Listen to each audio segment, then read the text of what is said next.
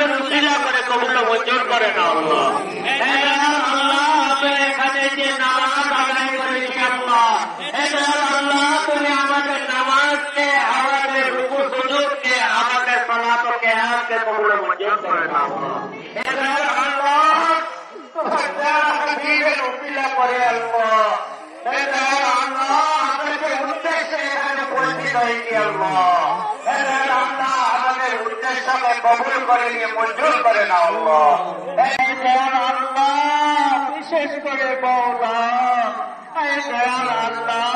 আপনার সৈয়দপুরে যারা সৈয়দপুরবাসী রয়েছে আল্লাহ আমাদের সকলের আমল নামায় দান করো। বিশেষ করে আল্লাহ আজকের এই নামাজের যারা শরীর হয়েছেন আল্লাহ মাহমুদ আল্লাহ সকলকে আজকের এই নামাজ সালাত কিয়ামে বরকত দান করো আল্লাহ। মাহমুদ আল্লাহ তোমার পায়ে হাত পেতেছি মাহমুদ নিজ গুনাহ ক্ষমা চাচ্ছি মাহমুদ আমাকে ক্ষমা করে দিও আল্লাহ। মুসলমানদের হেফাজত কর আল্লাহ। তাদের উপর জুলুম হচ্ছে আল্লাহ। তুমি তাদেরকে জুলুম থেকে হেফাজত করতে পার আল্লাহ। আল্লাহ ভারতে মুসলমানদের উপর জুলুম হচ্ছে আল্লাহ, হেফাজত করো আল্লাহ।